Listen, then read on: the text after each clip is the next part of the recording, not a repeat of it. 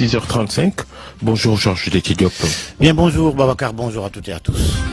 Les titres du journal de 7h que vous nous présenterez.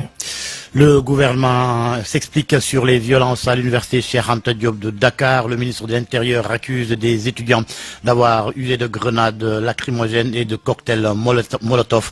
Plus de 40 policiers blessés selon le ministre de l'Intérieur. Réaction des étudiants, le collectif des amicales de l'UCAD parle de manipulation et fustige des interpellations arbitraires. Les amicales exigent vérité et appellent à un dialogue responsable. Toujours à propos de la crise universitaire, l'opposition répond au ministre de l'Enseignement supérieur qui l'accuse d'être derrière les étudiants. Accusation grave et sans preuve selon le Parti socialiste et l'Alliance pour la République. Bonsoir à toutes et à tous. Le CESTI est la 35e promotion du Centre d'études des sciences et techniques de l'information en deuil. L'école des bibliothécaires, archivistes et documentalistes Itu, Ndiaganyao, Mbao.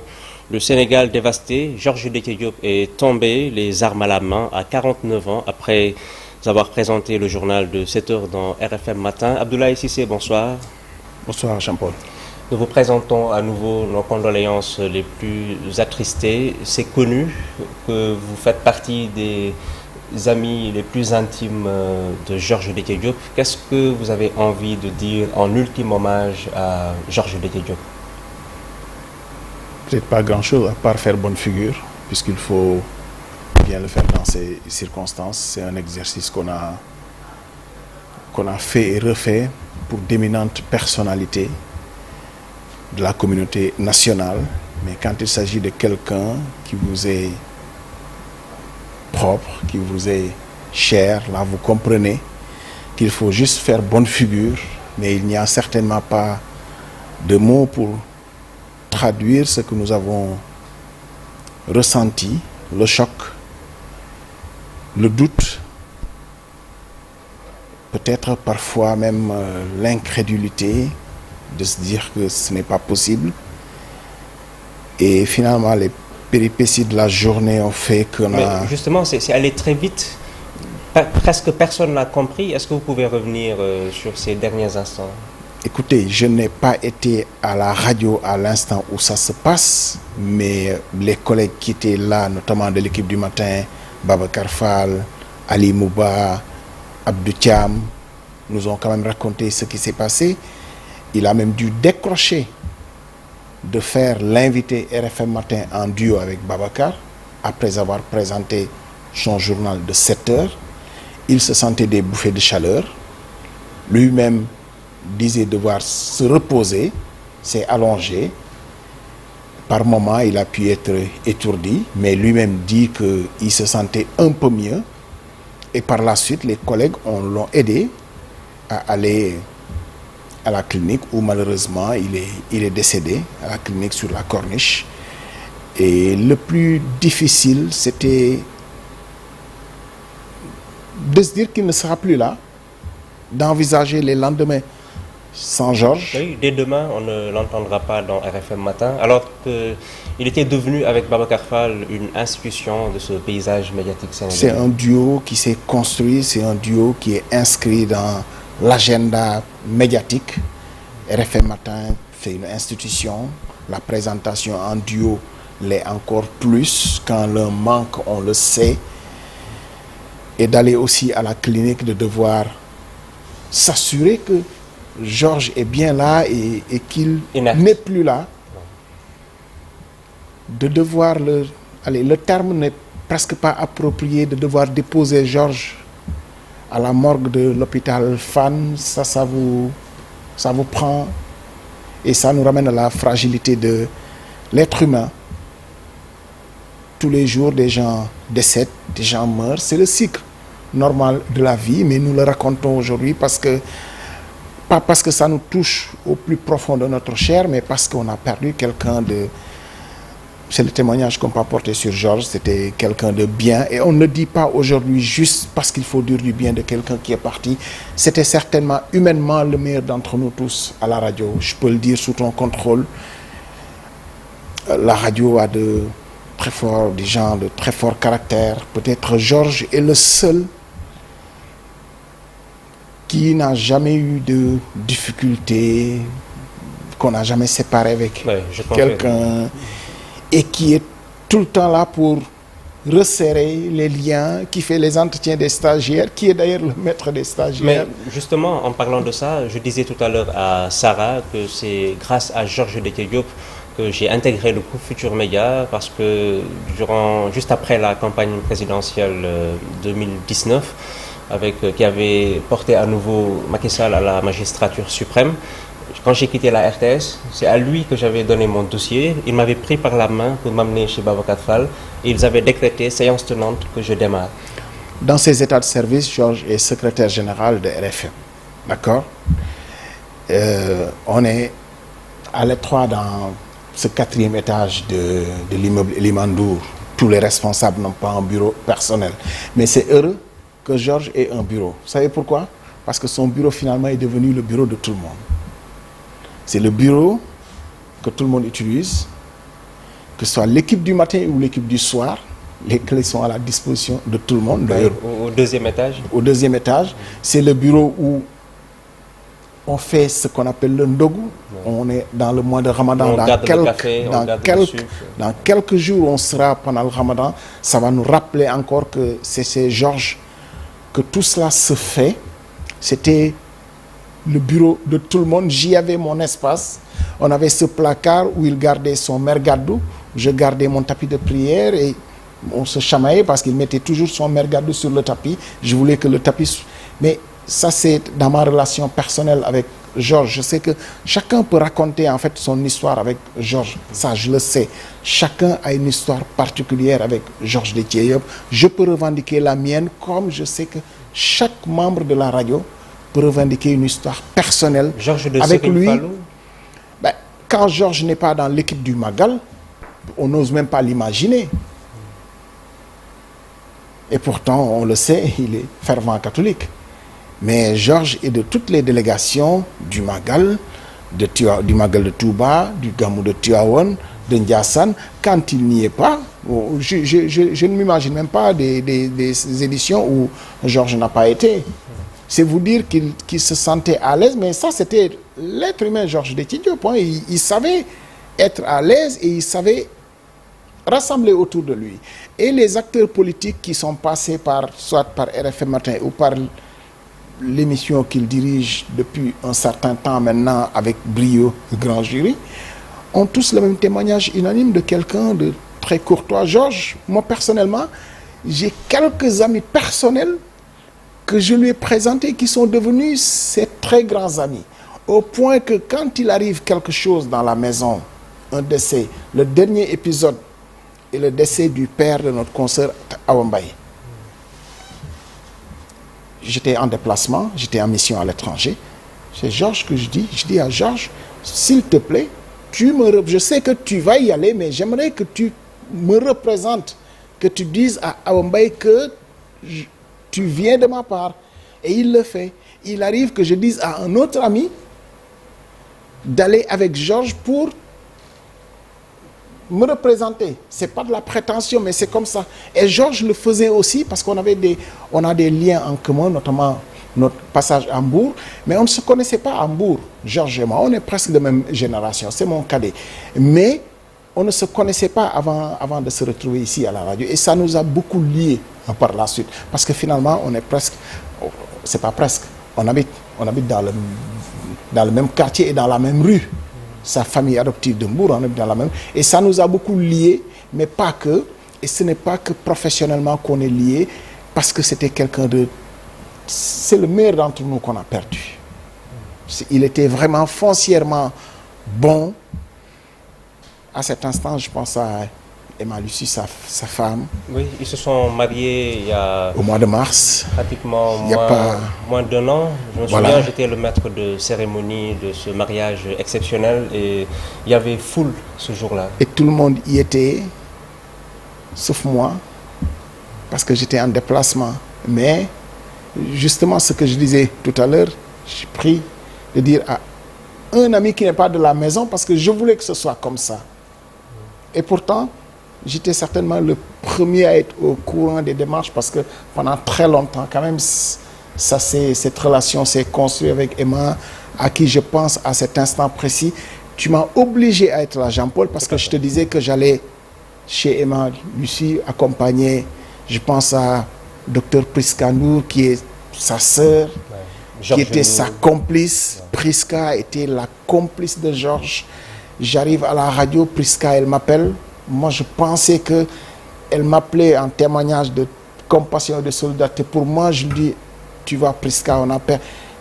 Et limite, elle m'interdit de lui dire que Georges est mort parce qu'elle venait de l'entendre et voulait s'assurer à mon niveau que Georges était parti. Donc, c'était très, très difficile de vivre l'épisode de la journée. Et enfin, quand vers 17h, il a fallu amener Georges de la clinique sur la Corniche à la morgue, de savoir qu'on déposait Georges ici et que ça n'était vraiment fini, on se dit, finalement, quel bel héritage il nous laisse.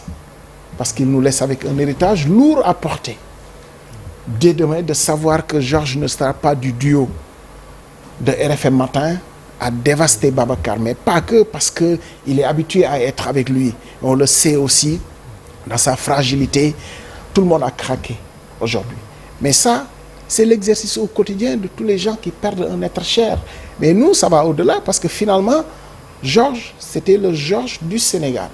Et nous sommes très heureux, en fin de compte. Et ça nous a beaucoup soulagés. On a tous pleuré dans l'édition spéciale à la radio qu'on a commencé, quand la nouvelle est tombée.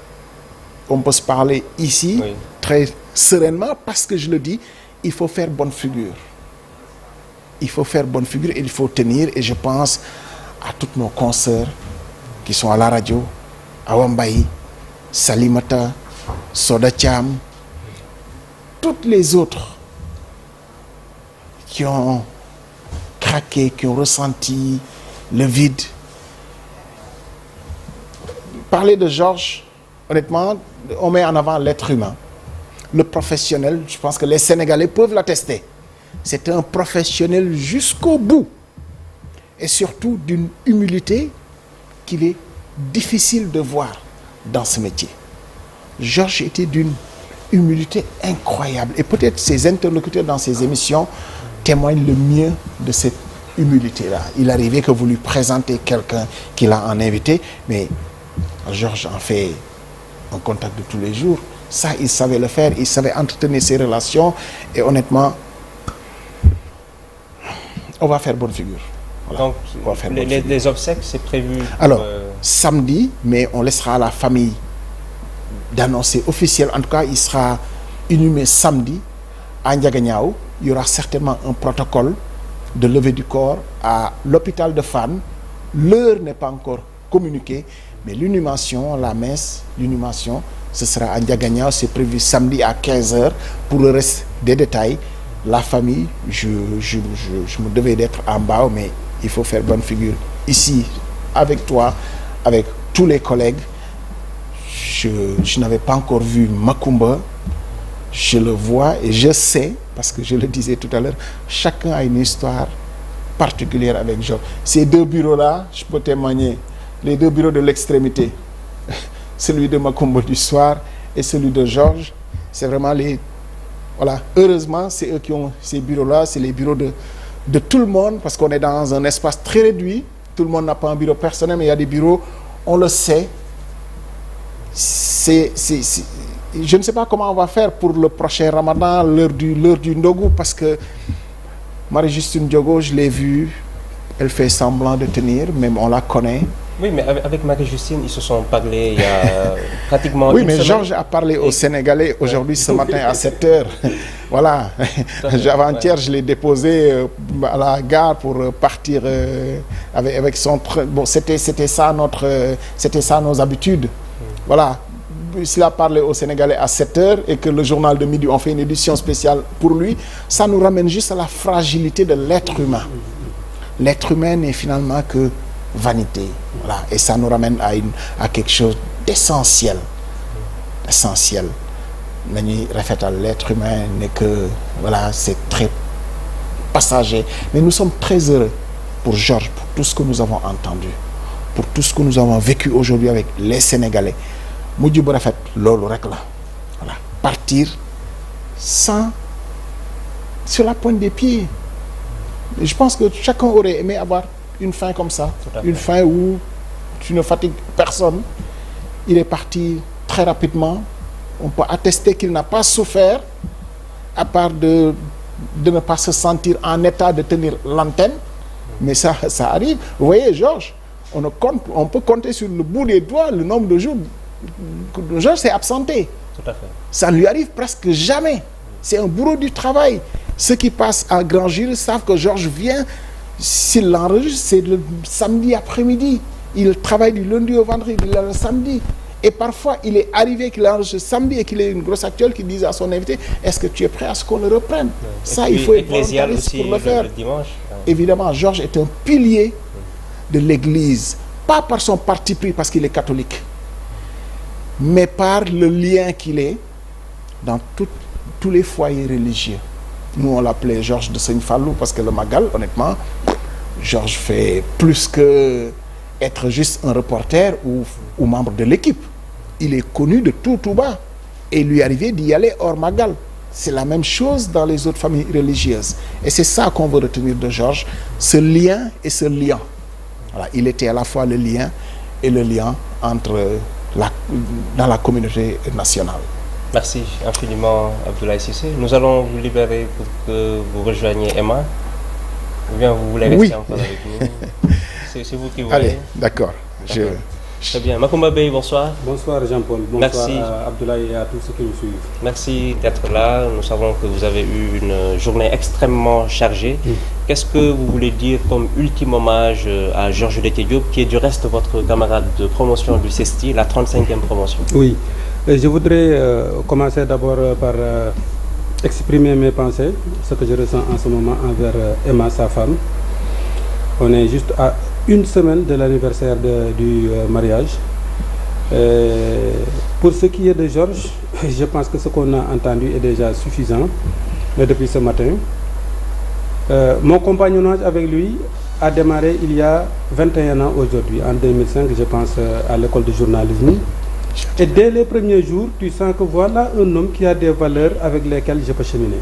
Tu peux lui faire confiance sur beaucoup de choses.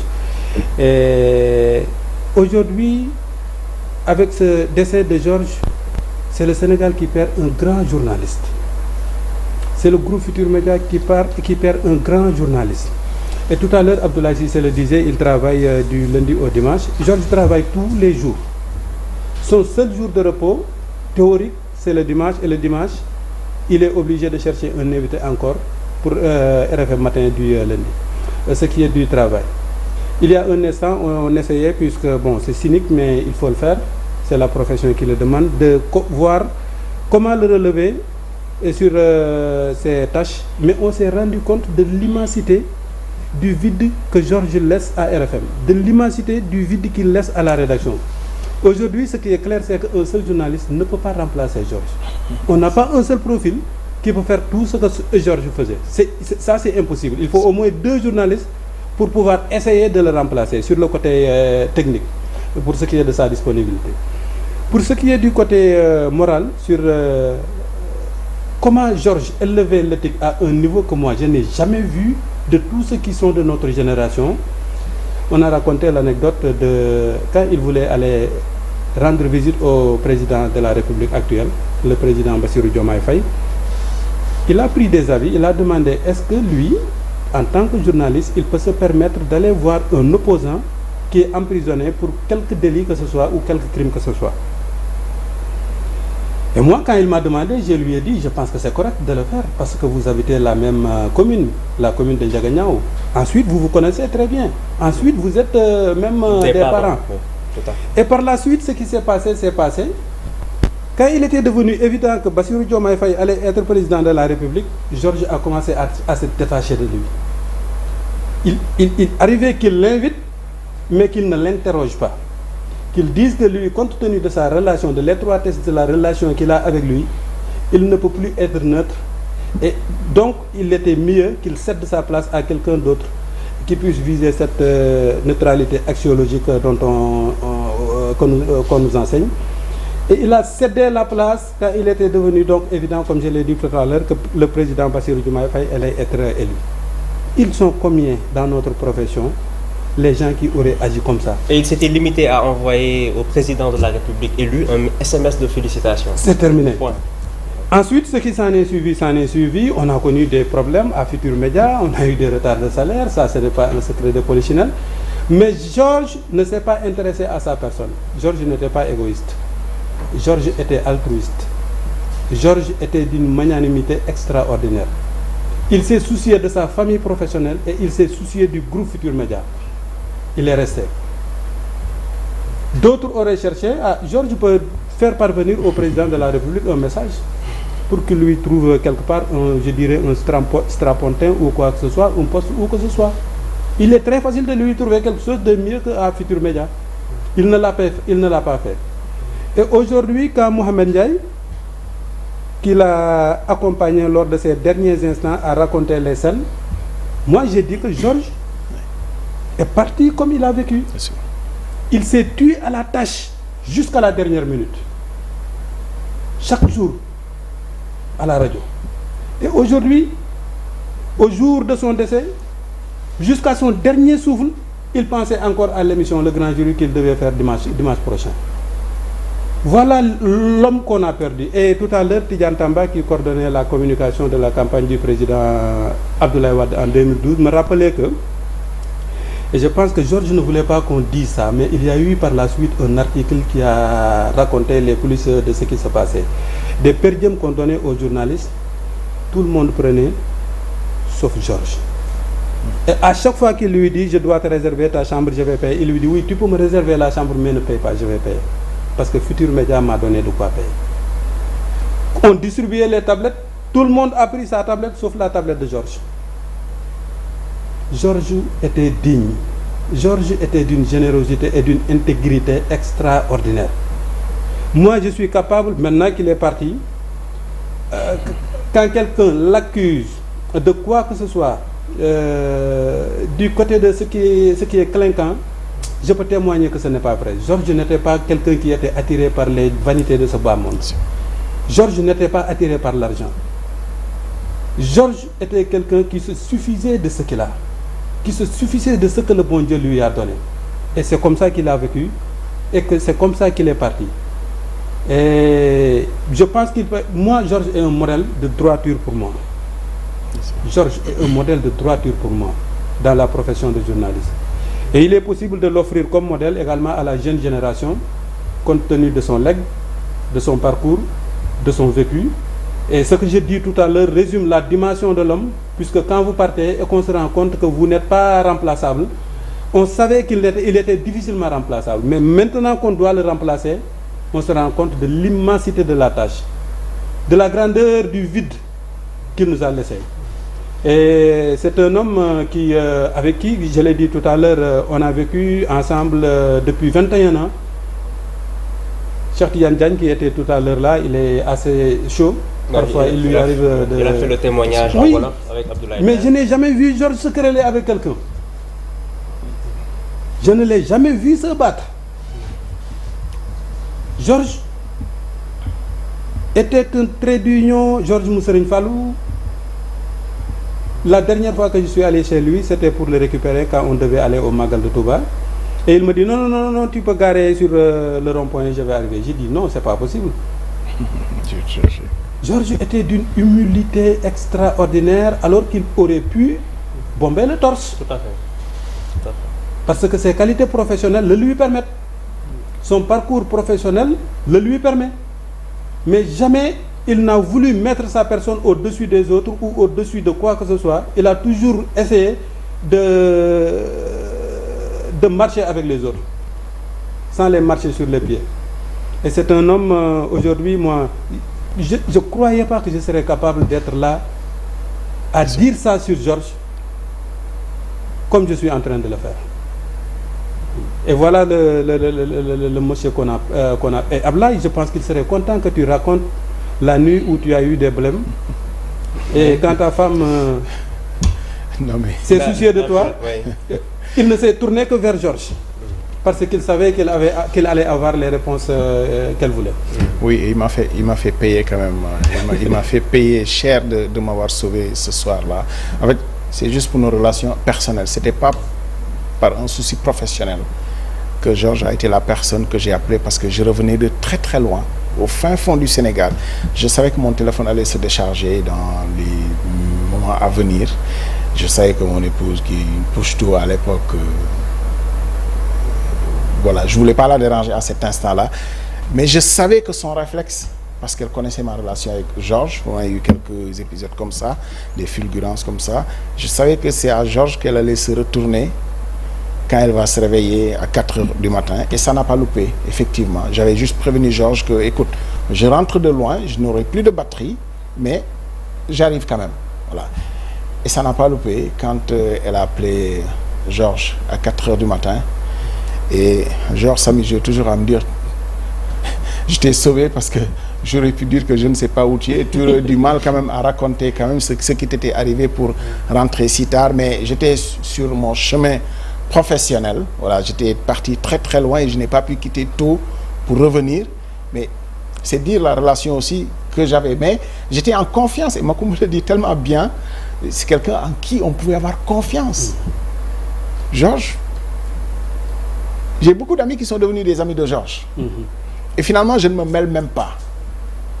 Et ça, c'est parce que ces amis-là, ils comprennent aussi que Georges était quelqu'un en qui on pouvait avoir confiance, avec qui on pouvait avancer dans la vie et qui vous le rendrait quand vous aurez besoin de lui. Effectivement, il était surtout c'est son humilité. Macoumba le dit, professionnellement, Georges était un cadre de la maison dans ses états de service. J'ai rappelé, il est secrétaire général de la... Mais bon, je veux dire, Georges, limite, il n'aime même pas qu'on dise qu'il a une fonction dans la hiérarchie de la maison. On peut le confondre avec les stagiaires. Exactement, il était comme ça, et je pense que tous ceux qui ont fait leur parcours de stage à RFM lui doivent bien quelque chose, parce qu'il savait aussi mettre les stagiaires à l'aise, les garder dans ce bureau-là, discuter surtout entre le 13h et 15h avant qu'il ne quitte la radio. Il se passait beaucoup de choses dans ce bureau-là à cet instant-là. On a vraiment une pensée, et de l'avoir, c'est un déchirement de le déposer, de savoir que voilà, là où on l'a laissé, c'est là où on va le retrouver demain ou après-demain, et puis de le porter en terre selon les rites et le vœu de la famille, et de savoir que Georges est parti. Nous ne l'oublierons pas, de toute façon on ne peut pas l'oublier. Son œuvre va demeurer, parce que mon collègue, son œuvre va demeurer, mais à nous aussi de faire vivre l'esprit Georges. Je n'ai pas de doute que cette maison le lui rendra bien, parce qu'on a vu aussi la mobilisation dès les premières heures. Il faut le saluer. GFM, c'est une grande famille, et Macoumba le rappelle si bien que quand on va en mission, cette maison est une grande maison qui met les gens dans les conditions d'être dans ces missions-là. Si on peut le faire, on le fait. Si on ne peut pas le faire, c'est pas la peine de le faire. Mais au moins, si Georges a pu faire ça, c'est parce qu'il avait son éthique personnelle. Parce que d'autres auraient pu avoir la mission et aussi prendre des per diem. On n'en saurait rien. Mais c'était son éthique à lui, Georges Déthié Diop. C'était un professionnel jusqu'au bout des ongles, et qui avait un parti pris pour l'humain. Il a été un lien chez nous à la radio. Il s'est passé beaucoup de choses, mais Georges était celui qui réglait pas mal de problèmes. On ne racontera pas ce qui se passe entre nous, mais je peux témoigner qu'il a été l'aiguille et le fil pour renouer beaucoup de choses, et qui ont peut-être sauvé même cette maison-là. On lui doit beaucoup. On lui doit beaucoup, et on le lui rendra à sa communauté de Ndiaganiao. Nous avons pleuré, je vous rassure. On ne va pas pleurer. Vous savez pourquoi? On a pleuré dans l'édition spéciale à la radio. J'ai vu tous les cadres de la radio craquer à la clinique de Hassan, Babacar, Ndiogu, tout le monde. Personne n'a pu se retenir, mais on a déjà pleuré. On a séché nos larmes aussi. Pourquoi? Parce qu'on a entendu l'élan de témoignage, pas pour nous, c'est pour Georges aujourd'hui, ces témoignages. Et ça nous a réconforté de continuer à faire l'édition spéciale. Parce que quand vous commencez une édition spéciale comme ça, l'engouement que ça suscite vous oblige à continuer. Tout à fait. La radio a été non-stop. Mais c'est parce qu'il y a ce besoin-là de tout le Sénégal de porter un témoignage sur Georges. Il n'y avait même pas de fil conducteur. C'était, vous témoignez, mais les téléphones ont explosé. Finalement, ce n'était même pas par le serveur. C'était par les téléphones personnels de tout le monde. À la télé, quand on a fait cette édition spéciale-là dans la journée, c'était pareil, on est juste obligé d'arrêter à un moment donné. Mais ça, il le mérite, on le lui doit. Le Sénégal avait envie de lui rendre hommage. Et il nous ramène à quelque chose d'essentiel, la fragilité de l'être humain. Et ça nous oblige. Une voix tellement familière à énormément de personnes, la voix de Georges Déthié Diop. Macoumba Beye, si vous avez un dernier témoignage à faire sur lui avant qu'on ne referme cet hommage à Georges. Alors, je dirais que du point de vue professionnel, ce à quoi Georges s'est engagé, on l'a vu, on a vu les résultats. Son volume de travail est inégalable. Je pense qu'actuellement, il avait les charges les plus grandes charges à la radio en termes de volume du travail. Parce que chacun d'entre nous, hormis lui, avait au moins 2 jours de repos. Lui n'en avait pas. Il a 2 jours de repos, mais le samedi, il vient enregistrer son émission Le Grand Jury et Ecclésial. Et le dimanche, il se met encore à aller chercher des invités pour le lendemain. Georges ne s'arrêtait jamais. Il n'a même pas eu le temps de penser à sa santé. Et ce qui est arrivé. Et s'il était un peu plus attentif à sa santé, peut-être que, mais c'est au Seigneur de décider de comment chacun d'entre nous part. Aujourd'hui, il a décidé que c'est ainsi que Georges part. Mais je pense que... Mais je puis vous assurer, lors d'un de mes dépannages du journal de 7 heures, il y a un peu plus d'1 mois, Georges Déthié me disait: Jean-Paul, je ne tiens plus, je suis fatigué, je dois me reposer. Ça, il me l'a dit. Oui. Mais est-ce qu'il avait la possibilité de se reposer, Abdoulaye? Mais je pense qu'il n'en avait pas envie. C'est ça. Georges, clairement, et je pense qu'il a eu la fin qu'il voulait. Et ça l'honneur de partir comme il est parti. Je pense qu'on aurait tous aimé partir comme il est parti. De partir les armes à la main, de tomber les armes à la main. Et en plus, il était dévoué à l'être humain. Il était dévoué à tous ses collègues. Il était dévoué à tout le monde. Georges était à la disposition de tout le monde. Et vous savez, la générosité, souvent on mesure la générosité pour celui qui donne. Mais la générosité, c'est aussi savoir recevoir. Georges était d'une générosité de recevoir les conseils, de recevoir les avis, de recevoir les contributions, les critiques. Et surtout, Georges pouvait avoir l'idée d'avoir un invité, mais de partager avec Macoumba, avec moi, c'est presque tout le temps, de partager sur tel invité, tel que j'ai envie d'inviter. Son avant-dernier invité, je pense que c'était Ibn Zougoufara, il l'avait invité, je pense, pour parler de la dette. Il m'a appelé pour me dire que c'est ton émission, puisque moi je n'y connais pas grand-chose. J'ai dit: Georges, tu es en train de me piéger, parce que j'étais entendu à 2 reprises les émissions que tu avais fait sur la dette. Moi, j'avais la honte vraiment de t'écouter. Parce que moi qui suis censé être celui qui guide la rédaction sur les questions économiques, j'étais senti plus pointu sur des questions que tu touchais pour la première fois. Et on a échangé sur l'émission, le profil de l'invité. Voilà l'ouverture qui caractérisait Georges. Et ce n'était pas seulement une ouverture professionnelle, c'était également une ouverture humaine. Le fait qu'il soit capable de s'insérer partout. Tout à l'heure, Hassan Diouf, le technicien de la radio, est venu avec un boubou.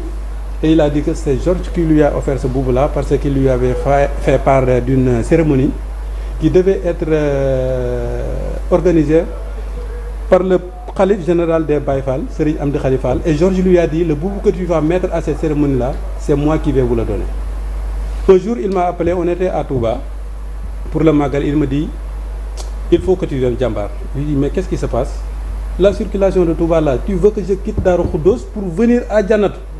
j'ai le khalife général des Baye Fall comme invité de RFM matin. Je lui ai dit non Georges, on t'a trompé, c'est pas possible ça. Tu as parlé à qui? Comment toi tu peux avoir des intérêts là-bas au sein de la famille des Baye Fall, le khalife général des Baye Fall? Comment toi tu peux t'introduire là-bas jusqu'à obtenir une invitation, une promesse d'interview du khalife général? Non, il faut que tu viennes. Et je suis parti. Ça a pris trop de temps, mais quand on est parti, je me suis rendu compte de comment Georges est capable d'être à l'aise partout. Pas seulement à l'église, parce que l'émission ecclésiale en témoigne à souhait, mais que ce soit à Touba, que ce soit à Ndiassane, que ce soit dans la famille des Baye Fall, que ce soit à Tivaouane, à chaque fois qu'on arrivait à Touba, et un jour, il a un tailleur là-bas. À chaque fois, c'est lui qui lui confectionnait les boubous qu'il mettait lors du Magal de Touba, avec les tissus des mourides, avec le Mbakhana Tchourou Tchara. Il dit, mais Georges, toi, finalement, tu es chrétien ou tu es musulman? Il dit, jusqu'à présent, jusqu'à ce qu'on quitte Touba, appelez-moi Georges Mousseigne Fall. Et il avait des relations très étroites avec certaines familles maraboutiques. Moi, je connais un marabout à Touba, son boubou de Tabaski, à chaque fois, c'est Georges qui s'en chargeait. Regardez comment il était utile. Un être humain doit être utile. Georges était utile. Georges était serviable. Georges était dévoué pour la cause des autres. Il ne rechignait jamais à la tâche. Professionnellement, c'est quelqu'un sur lequel tu pouvais toujours compter. À chaque fois qu'on avait des problèmes, que ce soit lors des fêtes chrétiennes, où lui-même doit participer à la fête, il lui arrive de venir travailler. Les fêtes musulmanes, n'en parlons même pas. C'est lui qui vient, c'est lui qui gère tout à la radio. Et pour ce qui concerne par exemple le Magal de Touba, voilà, il était à la tête. Comme pour ce qui concerne le Gamou de Touba. Pour finir, comme tu dis Jean-Paul, je reviens à ce que je disais tout à l'heure. Georges avait une haute idée de ce qu'est l'intégrité dans le journalisme. Georges avait une haute idée de ce que sont les valeurs éthiques dans le journalisme et de la déontologie. Chaque mot qu'il écrivait, il le pesait pour savoir est-ce que ça peut faire mal, ça peut blesser ou pas. Et à chaque fois qu'il doute, dès l'instant que le doute s'installe que ça peut blesser, il rature pour chercher un autre qui soit moins blessant. Voilà l'homme, voilà la grandeur de celui que nous avons perdu, et aujourd'hui qu'il est parti, il n'y a désormais qu'à travers son legs que peut provenir notre inspiration quotidienne pour le bien de notre grande profession. Notre pays aujourd'hui a besoin de Georges, avait besoin de Georges, aurait besoin de Georges, mais il n'est plus là.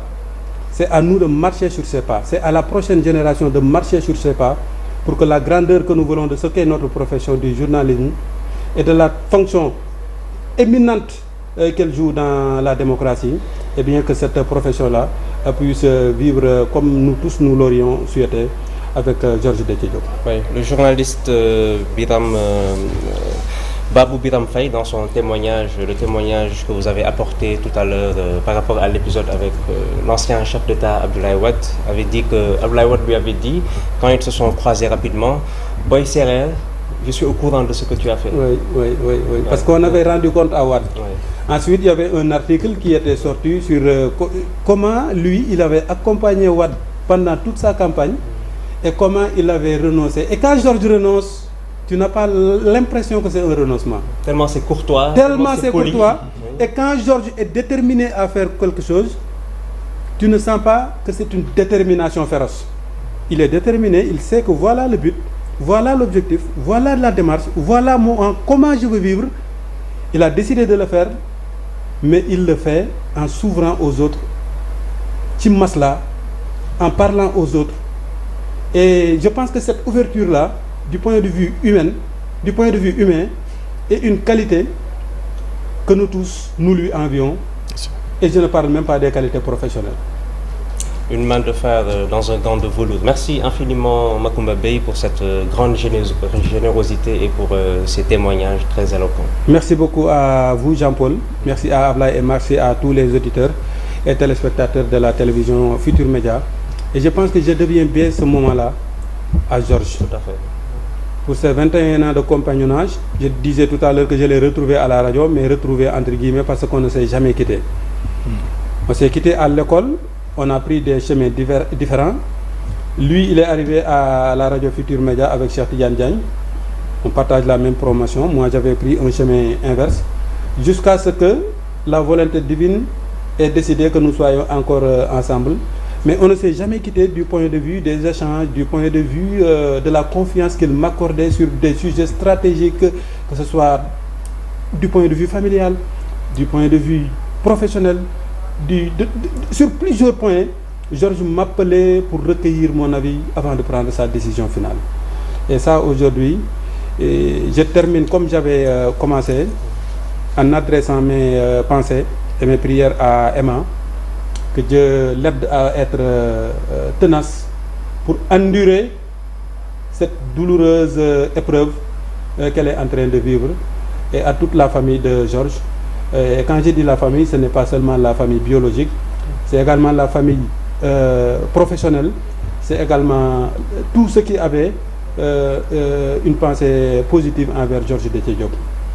Merci beaucoup, Jean-Paul. C'est pratiquement toute la population sénégalaise. Abdoulaye Cissé, merci infiniment d'être venu. Merci d'être resté très fort. Merci, Jean-Paul. Merci à vous. C'était donc cela, Georges Déthié Diop, un professionnel incorruptible, un homme debout. Les obsèques donc de notre confrère Georges Déthié Diop sont prévues le samedi 14 février 2026 à 15h à Ndiaganiao. Aux portes du paradis, il a été ce que nous sommes, nous serons ce qu'il est. Éternel repos et lumière sans fin sur lui. Voilà, monsieur, c'est tout pour Soir d'Info. Spécial hommage à Georges Déthié Diop. Merci infiniment de rester en compagnie des programmes de la chaîne Leader. 6h35, bonjour Georges Déthié Diop. Bien, bonjour Babacar, bonjour à toutes et à tous. Les titres du journal de 7h que vous nous présenterez. Le gouvernement s'explique sur les violences à l'université Cheikh Anta Diop de Dakar. Le ministre de l'Intérieur accuse des étudiants d'avoir usé de grenades lacrymogènes et de cocktails Molotov. Plus de 40 policiers blessés selon le ministre de l'Intérieur. Réaction des étudiants, le collectif des amicales de l'UCAD parle de manipulation et fustige des interpellations arbitraires.